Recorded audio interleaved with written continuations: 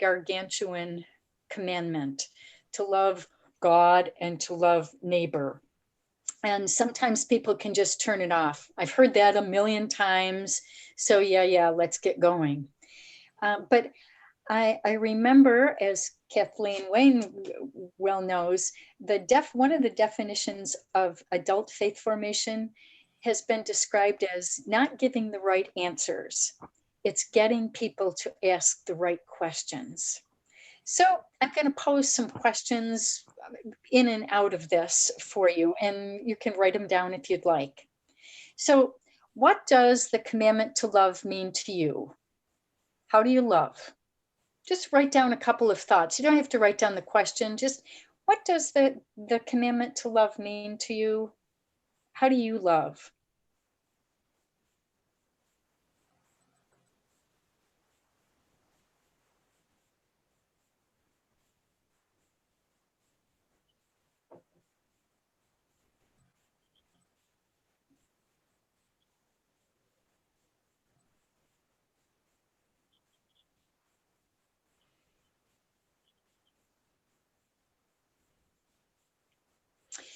I think sometimes people think we all have to do it in the same way, or that one way is better than the other. You know, sometimes the saints or the the biggies in our history um, have have kind of made us feel inadequate.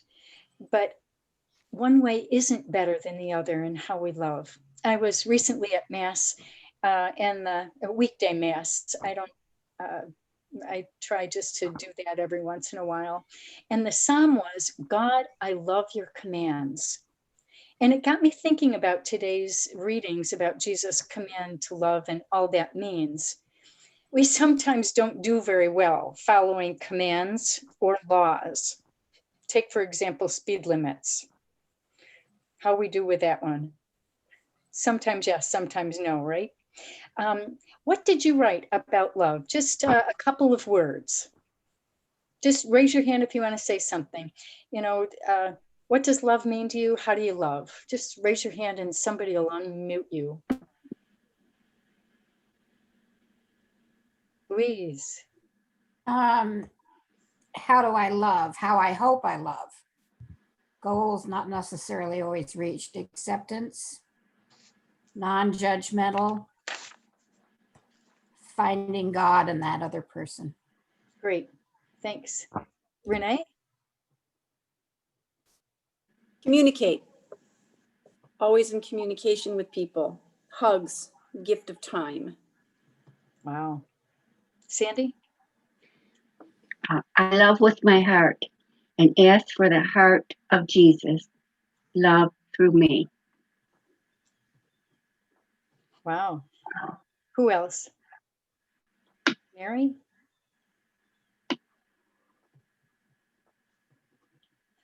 Okay. Wow.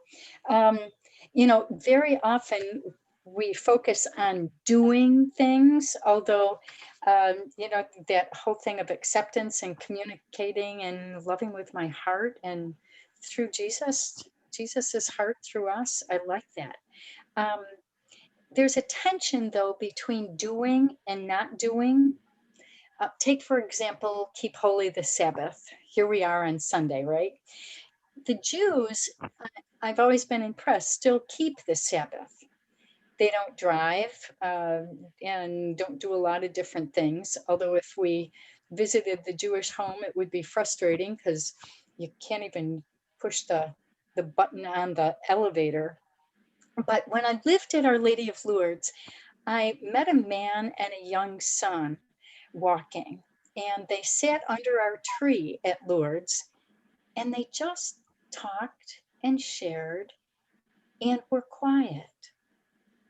And I was always impressed with them uh, that they were able to just look around and see life as a gift to be enjoyed and refreshed by.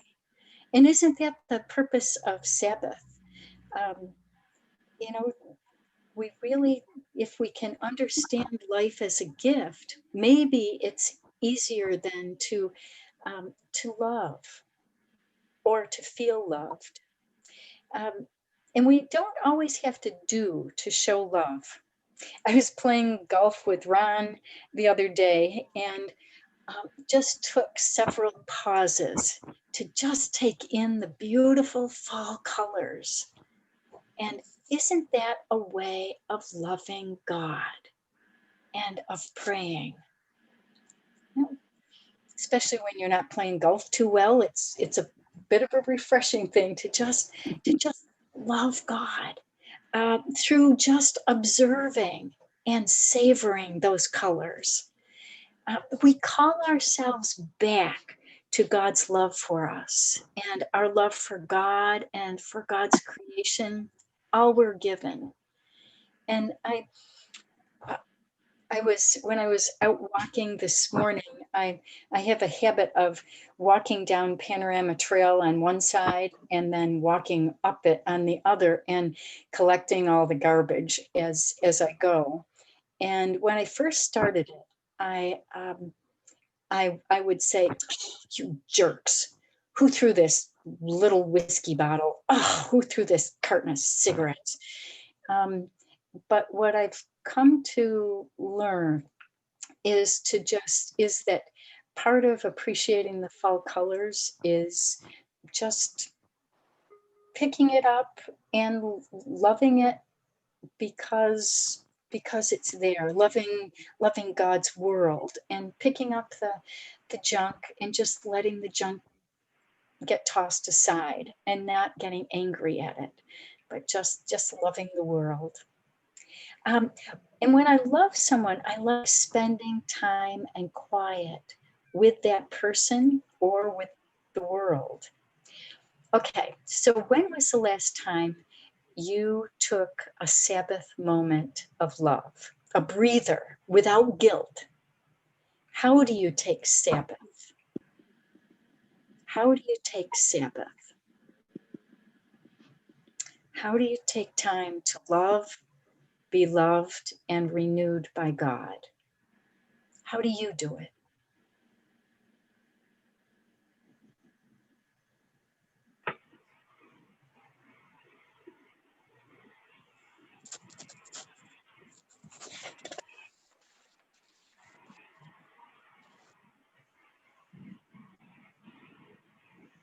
Any ideas?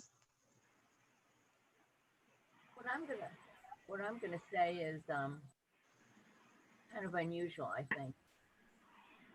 I was with three grandchildren last night and we had just made dinner together and I had anticipated just having a campfire in the living room fireplace. And they all got up right after dinner with their phones and went to their bedrooms. So I said, I know this is what kids do. And their dad, my son, was there, and my husband was there too. And I didn't want to be the grouchy person. And I had this great sorrow come over me. Then they came down because he called them down, and they all came down into the living room for the fire with their phones. And I was sitting alone, and every single person in the room but me had their phone on. And I said, this is my world. I have to accept it the way it is. I can't be the grouchy grandmother. I see the kids all the time. They had just been to mass with me, and I have to brag. Sister Kathleen saw me with all three of them. My little guy, who's at McQuaid, they just came back from Thailand for being there 3 years, and Father Mike said, please put money on your way out. And kids usually just grab $2 from their parents or something. And he pulled a $10 bill out of his pocket and he put it in the tower, and it brought tears to my eyes. And I sat there looking at these little guys on their phones, and my Sabbath moment was remembering who he really is and what he really got out of us and out of Mass. And that was a Sabbath moment for me. It was really profound. And I stopped being grumpy. Um, we waited till a good time to go and we left, and I never said another word about anybody's phone. Wow. Thank you. Thank you. You know, just appreciate, that goes back to that acceptance and really seeing with different eyes and maybe taking a deep breath before we say anything, huh? What else? I think during the summer, John and I had, even though was recovering from surgery, we were out by the lake quite often. We have a cottage on Honeyway Lake, and we would just sit out at night and watch the moon. We have no TV down there for 5 months. Watch the moon and just listen to the waves and feel the breezes. And I mean, God is just all around us during those Sabbath moments. It's just very, very powerful for us. Isn't that something? Yeah. No Just TV. being. Just being. Mm-hmm. Anybody else?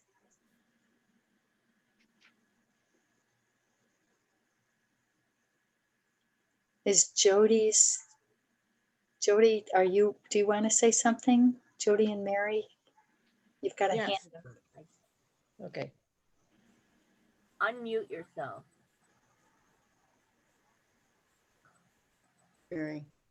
I'm okay. She's off. Can you hear her? Can you hear me now? Yep. Okay. My great grandmother was very, very stern, and she used to threaten us that if we sewed on Sunday, every stitch we sewed, we'd have to take out with our nose. That was the Victorian idea of perfect adherence. But it put in me an idea of no work on the Sabbath. Now I do sew, and then I say to great grandma, I'm not taking these stitches out. They're going to stay in. But I try not to do work. I try to do a minimum of work and a maximum of not leisure, but sedentary things, so that I can kind of honor the spirit of resting on the Sabbath. Wow. Yeah, that's good. That's really impressive. Jean, were you going to say something? No. I guess not. I guess not. Yeah, and sometimes it's the not working. That's amazing. Well, I didn't. Okay. okay, Jean. Now, how about those who have to work on Sunday, such as all your former jobs? I used to say Well, I'd never learned to go ahead. Well, I used to say I'd never no, that's drink coffee or anything until I could read the newspaper on Sunday mornings and sip coffee quietly.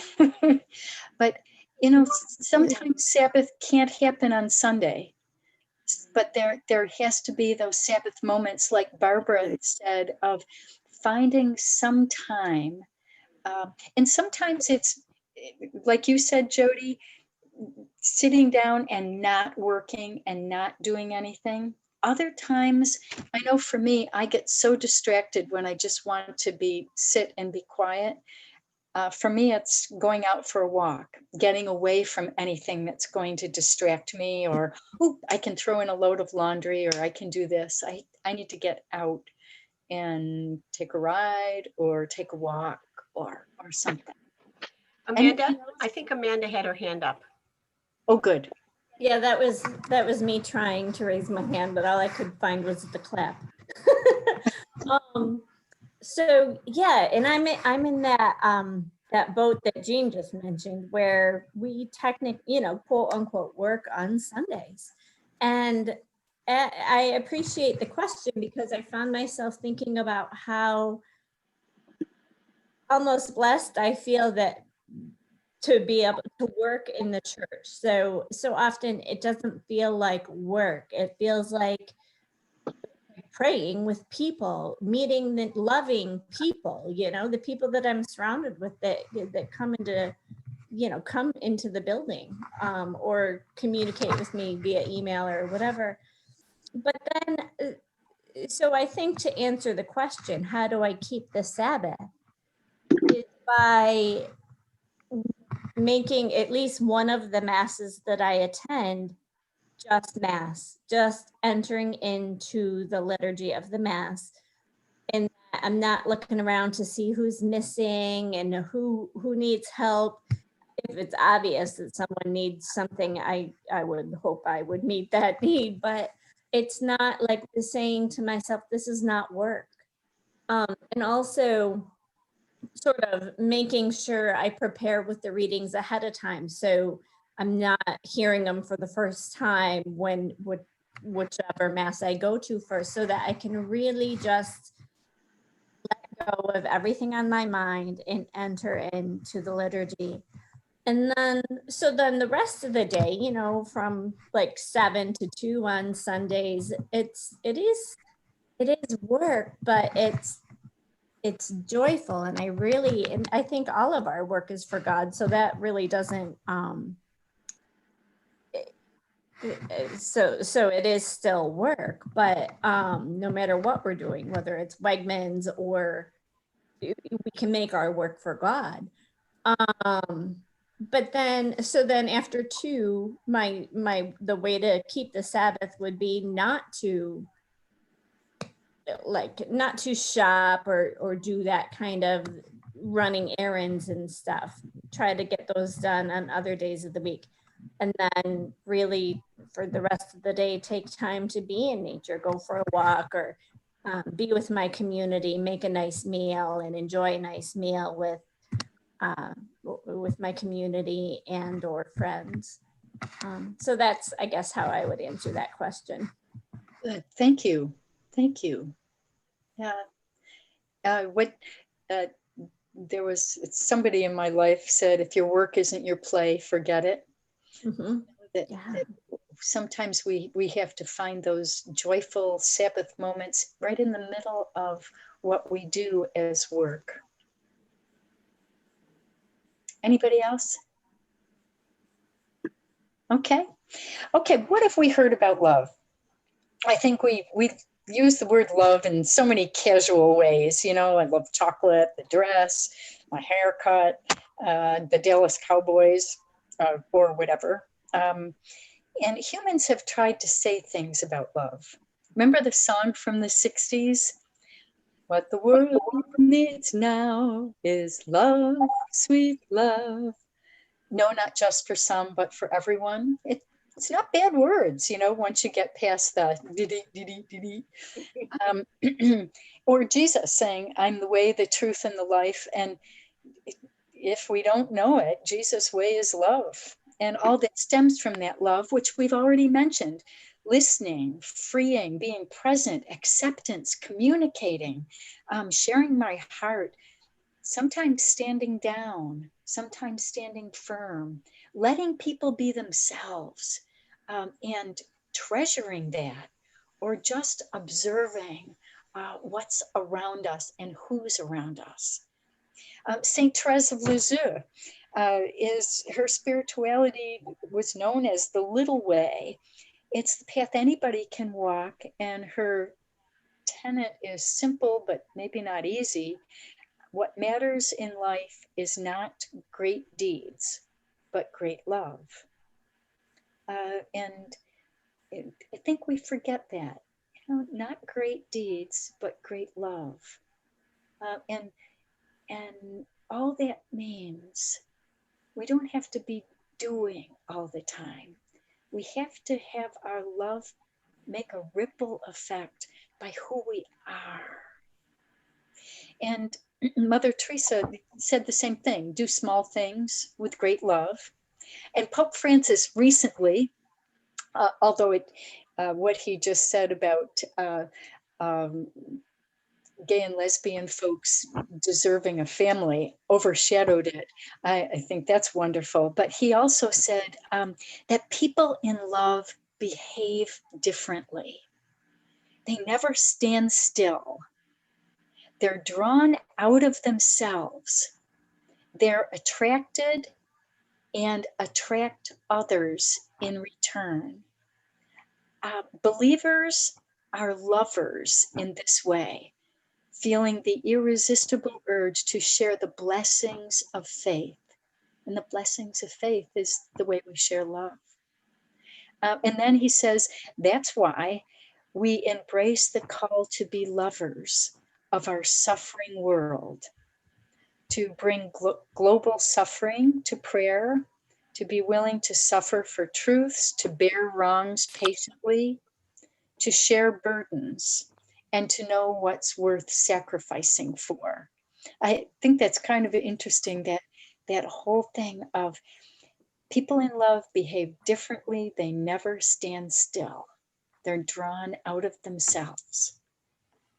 And then Jim Lawler, in a recent homily, got me thinking when he said that one of the criteria by which we can judge our fidelity and love of God is to determine how we welcome God, not in expected places like church, or in holy people like the easy ones or the prayerful ones, but in the non-church people, the ornery ones in our homes, even those grandkids who won't pay attention to the nice fire pit that we've got, the ornery ones in our offices, in our neighborhoods, the ones we disagree with in church or in politics.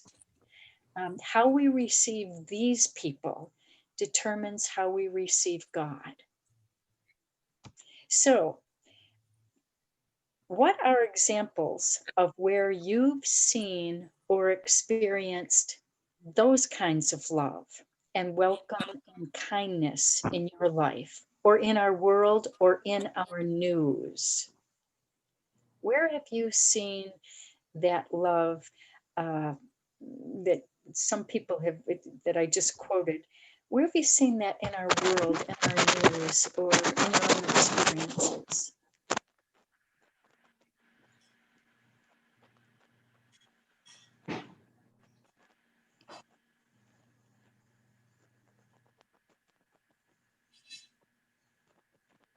Any thoughts? Please. I have a very good friend.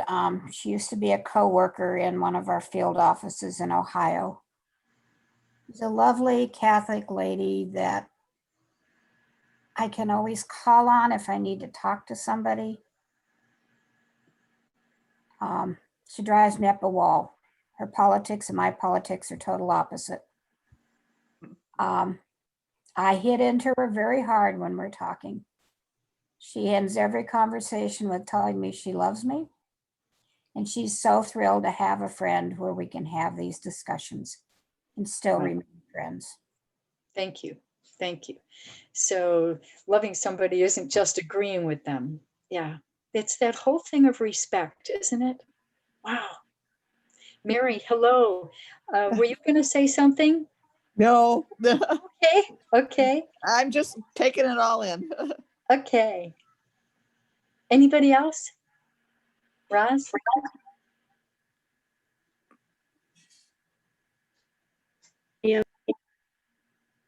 Someone else in the meeting. One of the things that I've noticed, I didn't think of in the past, but during this pandemic, the number of people willing to go out of their way to provide food and other necessities to those who are suffering and are without. Did I think our country was generous? Yes, as a national generosity, but this was individual generosity that I've seen over and over and over again, with people saying, they're without, I'm going to share, or they're without and I'm going to give. And I think that has just made life so much richer for all of us. Yeah. Yeah. Thank you. That's a really important thing to point out. People around the world and in our own neighborhood. Wow. Anybody else? Okay, how big is love? And that's, you just kind of are pushing us right into that, Roz.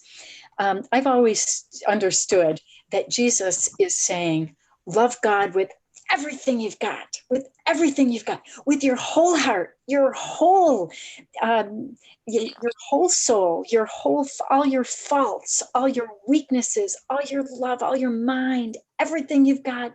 Love God and love your neighbor just like that, and know that that's how you are loved.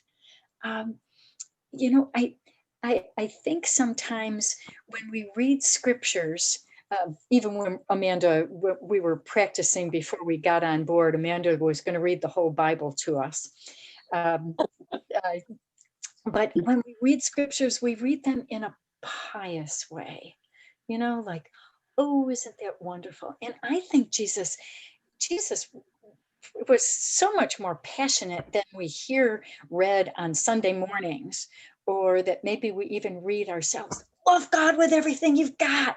I don't care if you're perfect. I don't care if you're a jerk. Love God. Love your neighbor. Do it in whatever way you can. And so that's why I asked the question of how big is love? It's a rhetorical question, but because I really believe that love is the opposite of narrowness. And now hear me through on this one, because we may or may not disagree, or we may interpret the words too narrowly. So, but hear me through. I think pro-love is related to pro-life. And however, during this political season, the more narrow and rigid focus of pro-life has become primary in the media. You know, I think we see that so much. Catholic social teaching requires us to be pro-life, and therefore I believe to be pro-love in all areas of life and love. Pro-healthcare of the born and of the living, pro-healthcare, pro-family, pro-living wages, pro-decent housing for all, pro-peace, pro-poor, pro-equal justice, pro-care for our creation and our environment, pro-quality education for all, pro-childcare when parents have to work, pro-employment, pro-migrants, pro-refugees, pro-gun safety, pro-responsible driving, pro-life without parole instead of execution, pro-encouraging and enabling the struggling and the marginalized, pro the whole human race which God creates and loves. And remember, God gave us choices in how to do that. God, I believe, is pro-choice, not in the narrow sense, in the big sense. God depends on us to make the choices, the most loving choices. Following the commandment to love means forming our consciences, which requires attention to all those dimensions of pro-life, that consistent life ethic that nobody ever talks about anymore and is just so important. God calls us to love, to work for the common good, rather than just for me or my good or my better life, or even for a law. God requires that I work for the common good to help people feel loved and therefore be able to love in the best ways, in the most, in the least narrow ways, in the biggest ways possible. And let me just ask, do you consider yourself pro-life in the way I just mentioned? Consistent life ethic.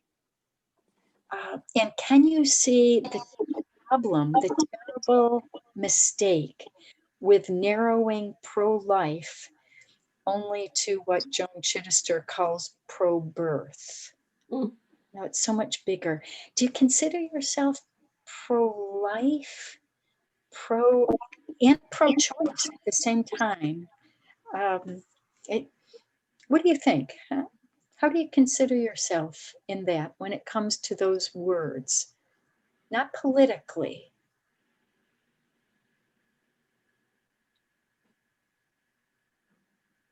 Jody. You're saying that Renee.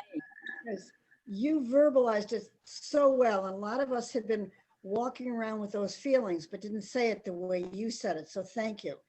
If we cannot value life from the womb to the cancer ward and the hospice unit at the end of life, everything in the middle has got to be valued. And we cannot marginalize one item of that life saying that's pro-life. No, it's the whole spectrum. And you said it beautifully. It is pro all those things. Yes. Thank you. Amen. Was somebody else going to say something too, Barb? Yeah, I would definitely agree. We've always believed in the consistent life ethic, that there's so much that is encompassed in being pro-life, and that we have tried to live our lives that way. And I can remember years and years ago at St. Mary's, them doing a whole series of homilies and discussions on the consistent life ethic, and always seeing everything as a whole picture, the importance of everything being very important. Yeah. I just have a hard time when someone is not concerned with gun safety and with the death penalty. Yeah. You know, as much as I dislike what is happening with the abortion issue, I also am very concerned about all of the other issues. Yeah. Yeah. Some people we haven't heard from yet. Comments? I know it's kind of a flashpoint for many people. I think Roz has her hand up. I see it on the side. I don't know. No. Nancy, Yeah. John back here. I was thinking of, I guess, a couple adjectives, and when you were talking there, I mean, it's back to unconditional love, and it's limitless. Mm-hmm. Yeah. Yes. Limitless. Limitless. It's Jean with her hand up. Jean, do you want to say something? She's muted. Jean. Where'd she go? I think she may be having trouble because her picture's gone. So maybe we'll come back to her. She'll let us know if she needs to say something. Jean, isn't it? Anybody else before we go on? I believe that God created us, and why did God make us? To know, love, and serve God in this world and to be happy in the next.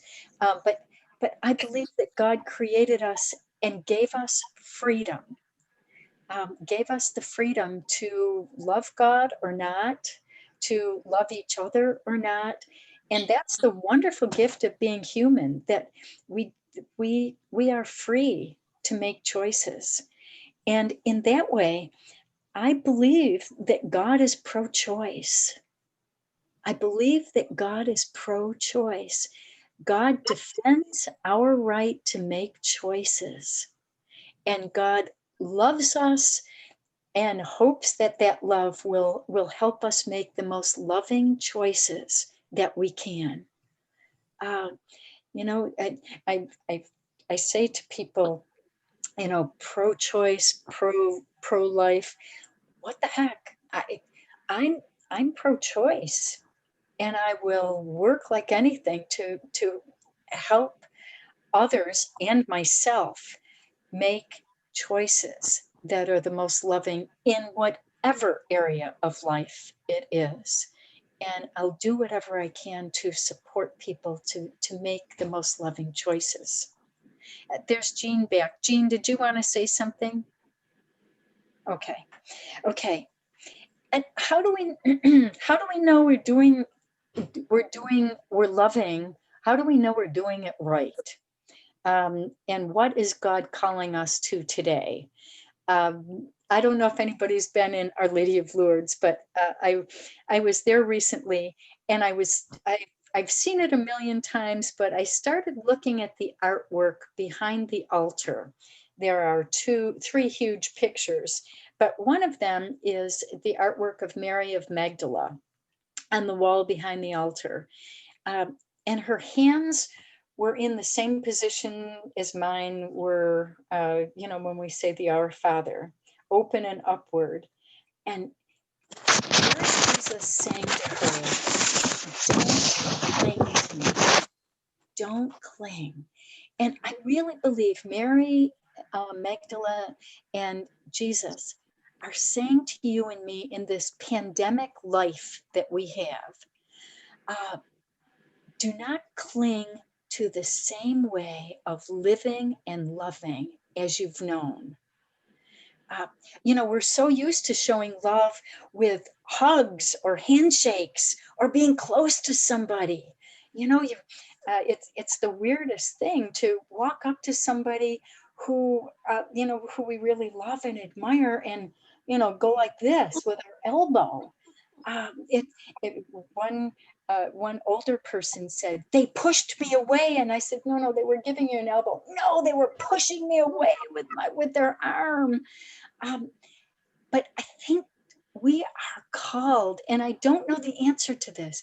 I think we're called, do not cling to the same way of living and to the same way of loving that we're used to.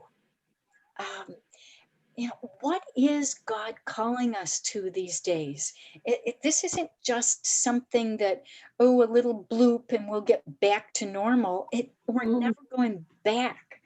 And you've heard a lot of people say that. How do we love God and God's people when we're limited in the ways we've always done it or always thought about doing it? Some people are scared to go out to the protests, not because they don't want to, but, maybe my mask isn't enough. Or to get close to somebody, or even to go deliver something to a shelter because they're scared. People aren't going to church as much. Somebody said that, I think. Josie, you said that.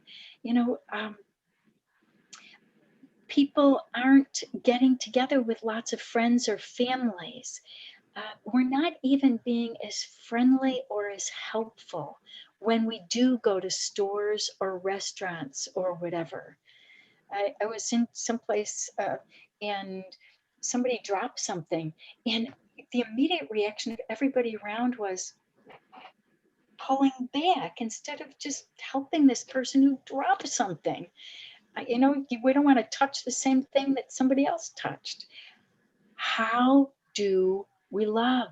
And I think of God saying to us, do not cling to the ways you're used to. Express love differently. Maybe better and deeper, because we just can't get away with just a smile or a superficial hug or handshake like maybe we used to.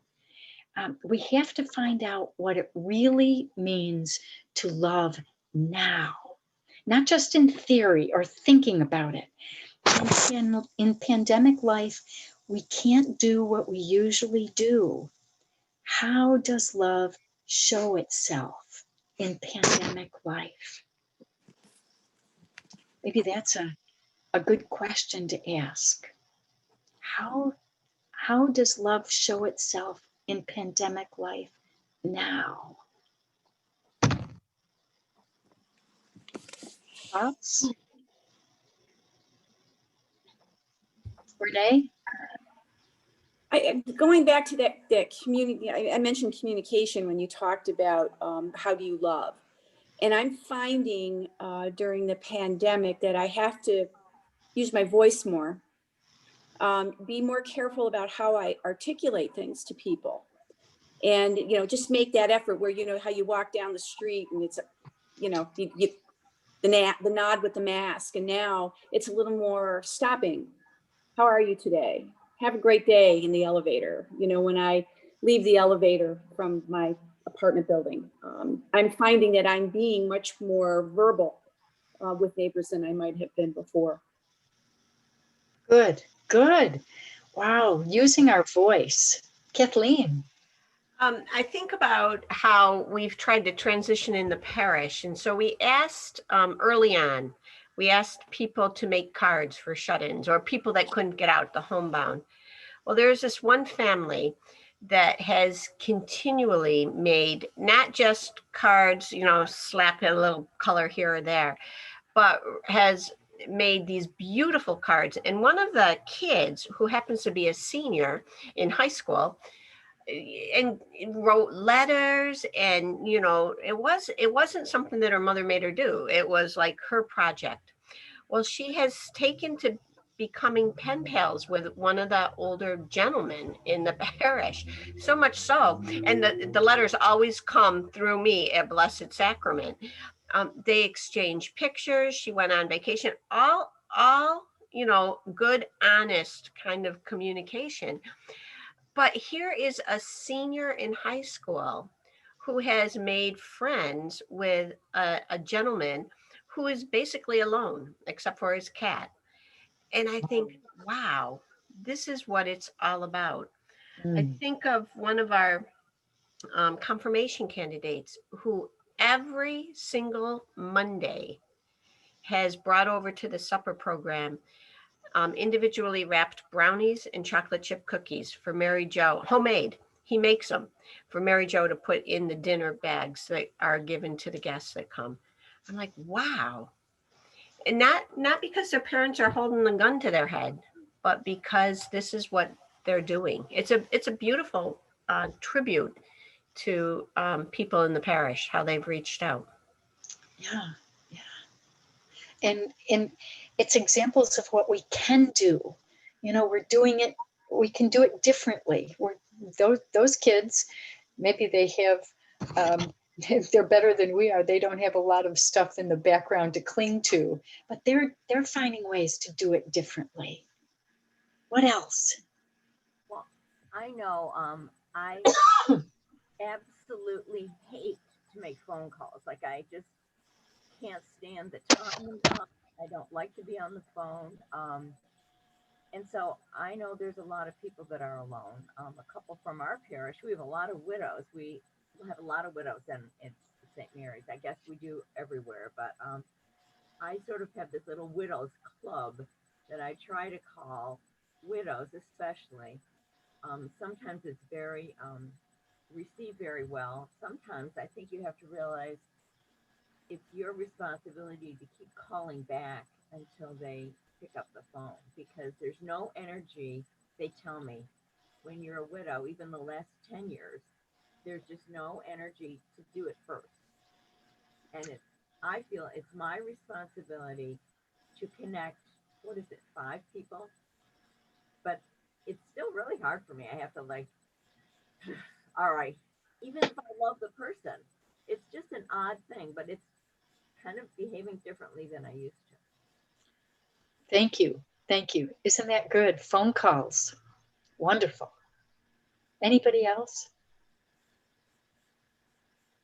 You know, I look at my husband, what he's been encouraging us to do is we'll think of one person and we'll call them and invite them over to sit on our deck, you know, for a glass of wine or for, you know, some soda and cookies, 1 or 2 people. And what's happening is we're becoming deeper friends with some of the people who we might have just had over in bigger groups, you know, as a party, or gotten together with in bigger groups. And he's the first one to say, oh, we better have this person. She doesn't have anybody else to communicate with. Like, so why don't you call her up and see if she wants to have dinner, you know, or if he or whatever. I'm thinking maybe we're seeing individuals as more important, like you just said, Suzanne. Okay, anybody else? It's a tough Yeah. question. Go ahead, Renee. Yeah, I was just wanted to add something, because one of the phenomena I found from COVID is that I don't know if it's the quiet, the inability to be running around all the time, you know, so that you're not having that time to think about things. Group of college classmates finally said, why aren't we on Zoom at least every other week, catching up with people's lives? And when we started that, they're like, why haven't we done this a long time ago?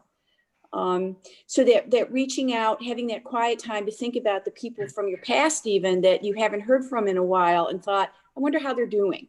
So I've seen some silver lining in this whole process, that I don't get too depressed about it anymore, because some really nice things have come out of it. Thought. Thank you.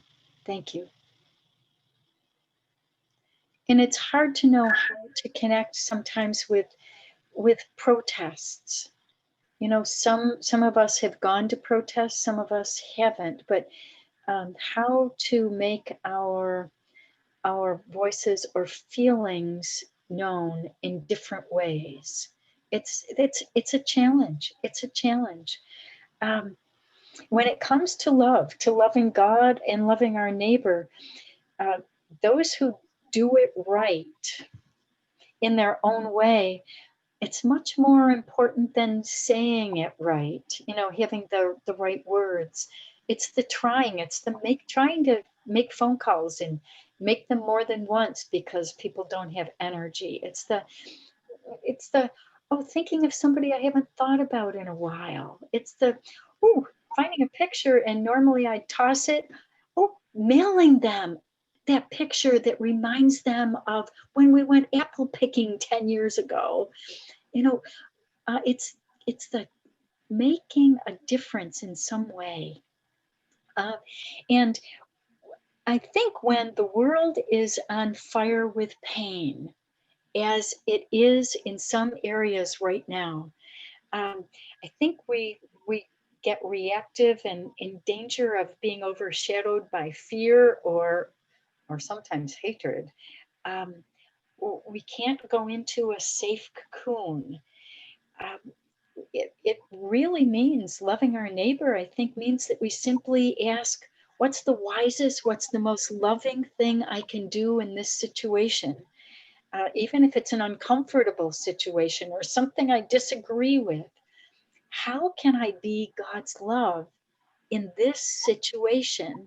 You know, when somebody is telling me about their favorite candidate who I disagree with, or somebody who, you know, calls up on the phone and rants and raves at me, or somebody calls and it's the 12th call I've gotten today about some political candidate. Do I slam the phone down in this poor person's ear who's just trying to do their job? You know, how can I love in all different situations? And love doesn't mean having all the answers. This is exactly how I do it. But it's not afraid to ask leading questions. Why do you feel that way? How did we get here? Whatever it is, we create that welcoming atmosphere of love, of listening, of acceptance, of communicating, of you know, of all the things that you all have said. We create that atmosphere that ripples out to other people, that really can make a difference. And we challenge and are challenged when we make that kind of atmosphere of acceptance, of listening, of loving, of trying to do something, trying to be something, even if it's just sitting in silence. And I think the most important thing, I think, for today is we need to make decisions on how and who we let into our lives and why. Really, you know, that's kind of the thing. Is this person safe or is that person not? Whether it's individuals, like you've said, greeting cards, phones, emails, Facebook, Or are we going to do person to person? Are we going to have somebody in our homes or go to somebody else's home? We need to make decisions on how we let people into our lives and why and who. And then corporately, how do we show our love in supporting protests, in eliminating poverty, in eliminating racism? How do we show our love? How do we let others into our lives corporately when we can't cling to the old ways that we've done it? How can you yourself? How would you love it? Question? Comment? Had a lot of background noise just then, Nancy. Can you repeat the very last two lines you said? Sure.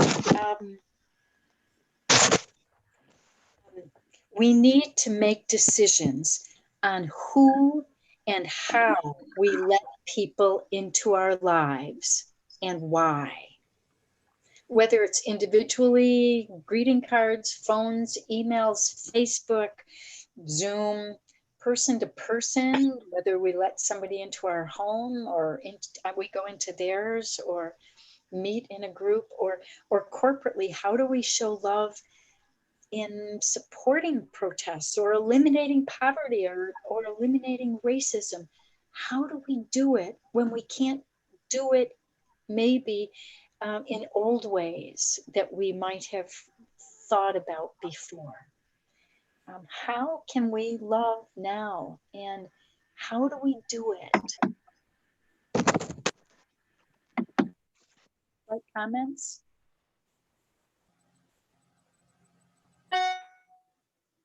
Josie. One of the things, put it out, wait a minute, unmute,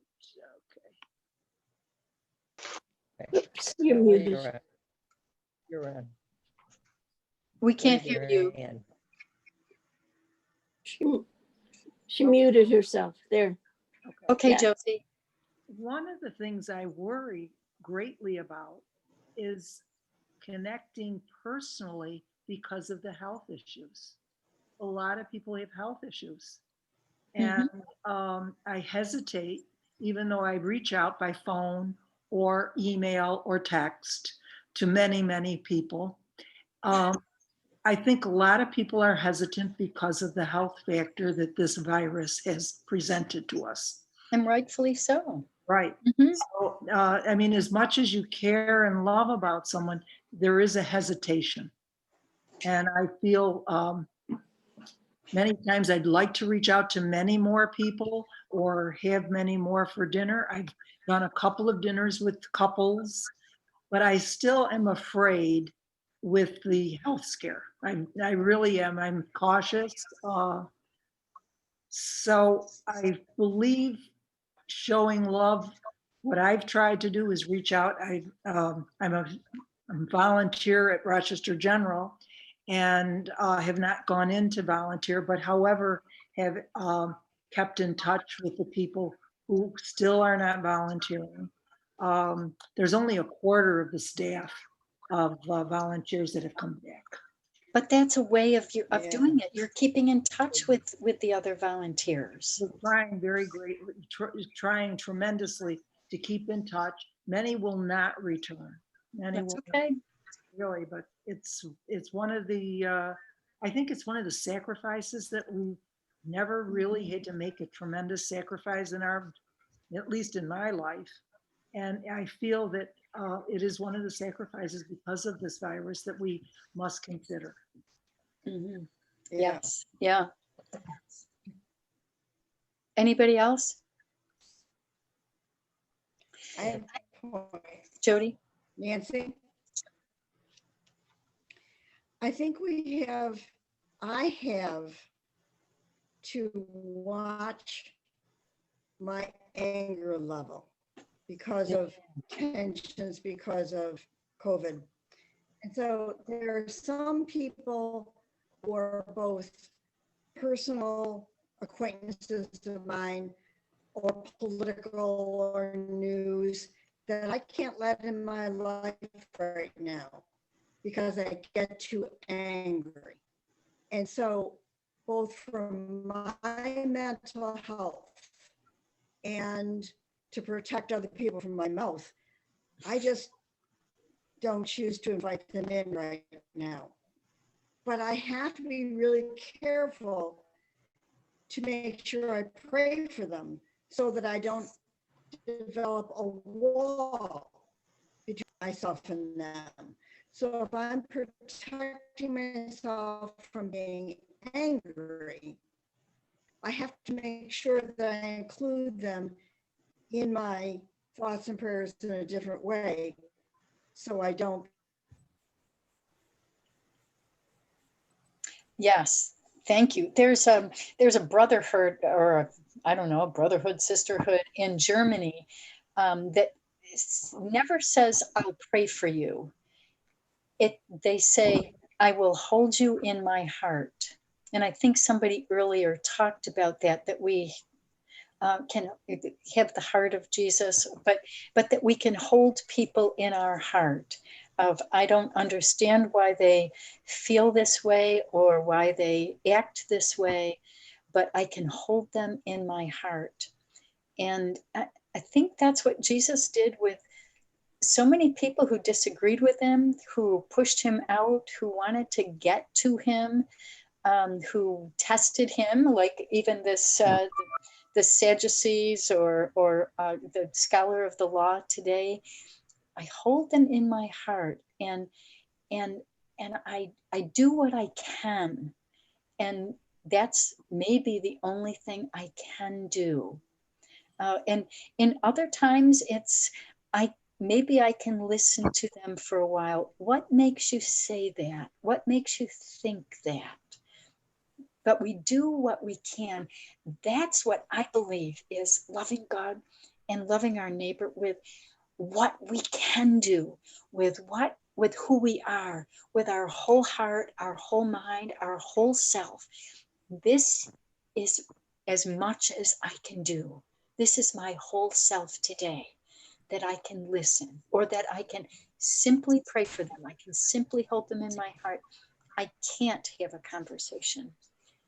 It's the whatever my whole self is, I give to others and I give to God today. I think Nancy, I think that's a beautiful point at which to end. You've given us a full hour of your wisdom.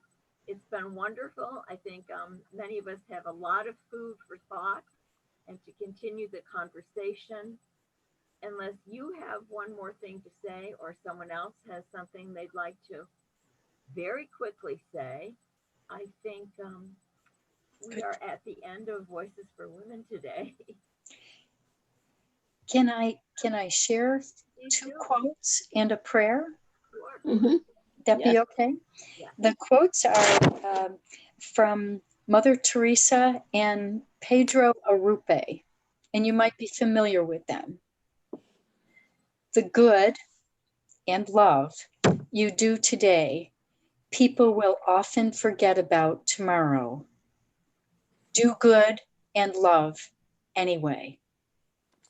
Give the world the best you have, and it may never be enough. Give them your best anyway. In the final analysis, it is between you and God. It was never just only between you and them anyway. And nothing is more practical than finding God and falling in love in a quite absolute and final way. What you are in love with, what seizes your imagination, will affect everything. It will decide what will get you out of bed in the morning, what you do with your evenings, how you spend your weekends, what you read, whom you know, what breaks your heart, and what amazes you with joy and gratitude. Fall in love, stay in love, and it will decide everything. And so we pray. holding each other and our world in our heart. God, make us channels of your love. May our love, whatever form it can take, in our being and doing, in all our decisions and choices, for you and your people, may it bring healing and kindness, wholeness, and whatever else is needed in our journey with you and with each other, now and forever. Amen. Amen. Amen. Thank you so much. Oh, you Thank are you. so wise, such wise, wonderful people. Thank you. You. Thanks, Nancy. Take care. Thank you. Bye-bye. Thanks, Suzanne Thank you. and Kathleen. Bye-bye. Bye-bye. Bye. Goodbye. Bye, Louise. Bye.